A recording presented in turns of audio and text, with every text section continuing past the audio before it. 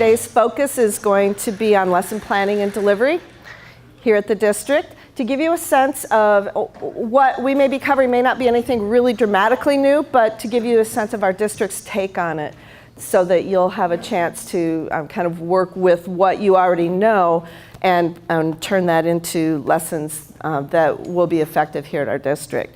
Okay, there are several things we're going to be talking about today. First of all, we're going to be talking about a little bit about backwards mapping and what the implications are for you as you plan your lessons throughout the year. We're also going to talk about learning goals, developing them. You'll find a lot of that is subjective from site to site. Everybody has their own little way of doing things, but there are some common elements that we'd like to see you incorporate as you use learning goals to drive your instruction. We'll also talk about the gradual release of responsibility instructional model, the GRR thing that was mentioned the other day.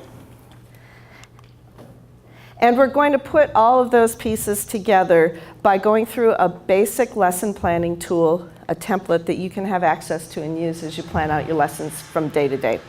So that means our outcomes that we're expecting is, first of all, that you'll understand the importance of backwards mapping to align your lessons with the standards, units, district goals, or whatever instructional goals that your specific course has. You'll also be able to create daily learning goals to guide your instruction, the students' instruction and learning. Deepen your understanding of GRR components. And learn how to use the Salinas Union High School District Basic Lesson Planning Template.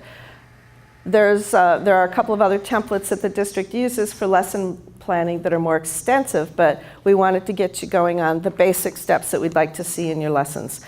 And then we'll talk about identifying next steps in implementing today's ideas. It doesn't do any good to go through all this stuff if you're not going to use it. So we want to think about strategically, where can you start? What will be your next step? And we'll do that for each of the components of our workshop today.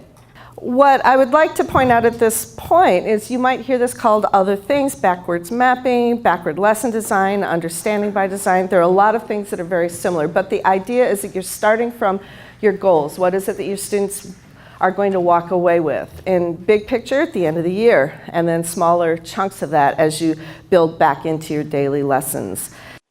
Hi, thanks for tuning in to learn a bit about the backward design process over the next 5 minutes or so. The ideas come from Wiggins and McTighe in their book Understanding by Design. Since backward design is essentially a course planning process, let's start with a scenario. Say I'm planning to teach a course in filmmaking to a group of undergraduates.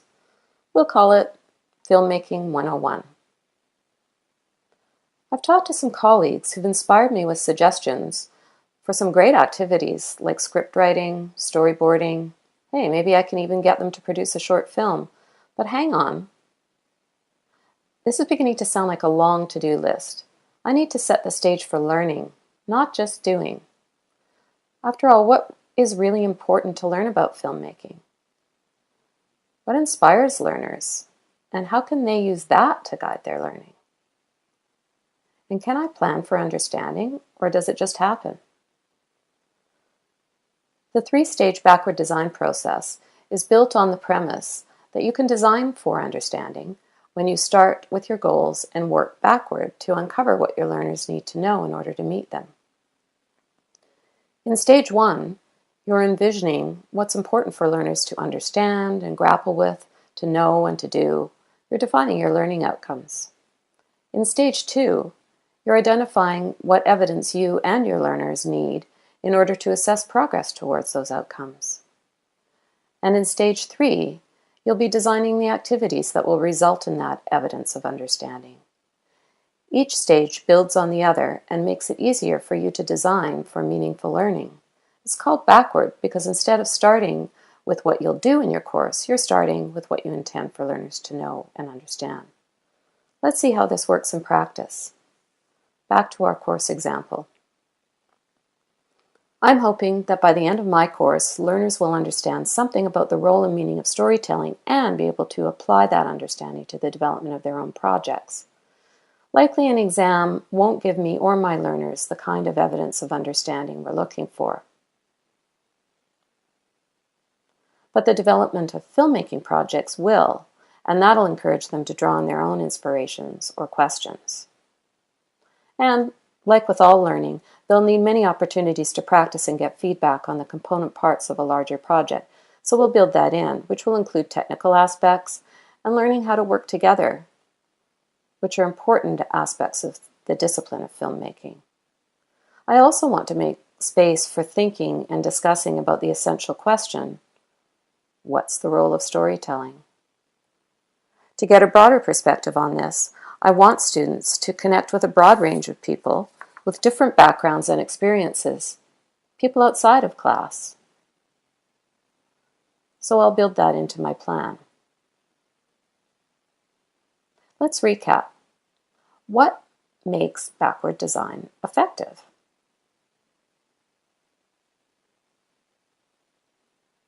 Well, starting with a vision for the essential outcomes for learners and defining goals sets you on a path to create an environment for learning.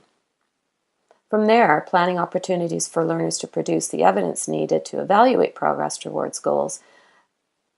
And lastly, careful planning of activities and the use of resources to help them create that evidence results in alignment between goals, assessment, and activities, kind of the linchpin of effective learning design.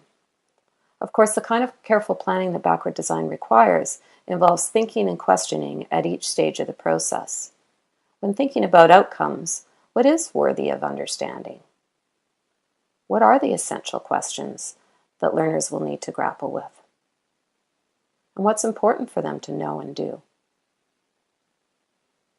When thinking about assessment evidence, what is acceptable evidence? What role will learners have? And how much evidence do we need to collect? When thinking about activities, what sort of activities will support our goals, help build understanding, and help learners make meaning?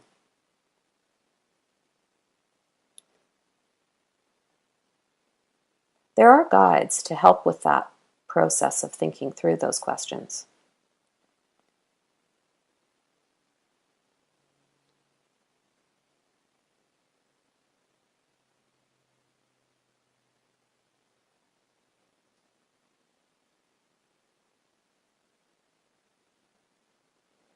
For example, to help you determine what's worthy of understanding when it comes to your course, 4 filters are proposed.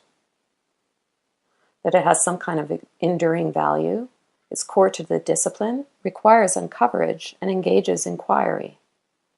So I'm going to check that against the goal that I had for understanding, which is understand the role of storytelling. I think it meets the criteria. 6 facets of understanding help you to define the qualities that might be associated with understanding. You can find a rubric online that expresses this in more detail.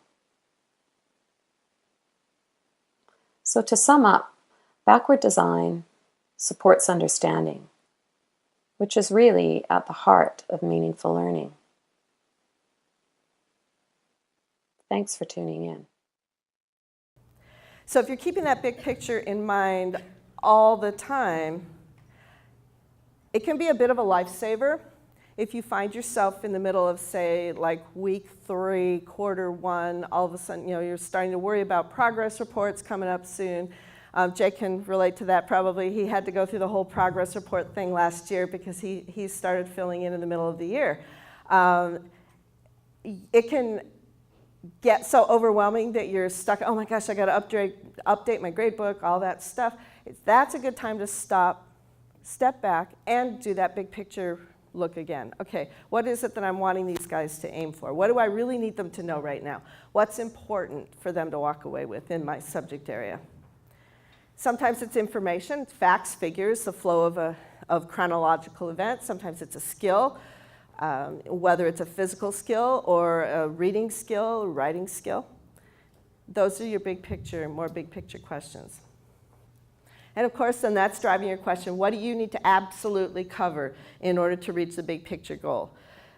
We have a couple of people here with English. Social studies is the same. Well, probably all subject areas are the same. How many of you guys have subject areas that are where they expect you to teach more than you can possibly teach in the course of a year? So that means you're going to be making choices. And one of the things that I would urge you to do is you get, again, into that week 4, middle of the quarter, end of the semester, and you're starting to panic because you haven't done this, that, and the other thing with your students yet. SBAC testing is coming soon, or the district benchmark, or whatever it might be. Again, take that step back, think about the big picture and what are the essentials. Forget all the other stuff, let it go, when you have to, and come back to that big picture to make your decisions for you. So once you've got that big picture, you're going to be breaking it up into smaller chunks, smaller and smaller and smaller until you end up with daily lesson plans. I think that's probably something you guys have all had experience doing, but it's something that's easy to kind of forget. Instead of thinking about how you're going to chunk it up in terms of just covering each day of the week, think about how you're chunking it up in order to accomplish the bigger goal that you're having your students aim toward.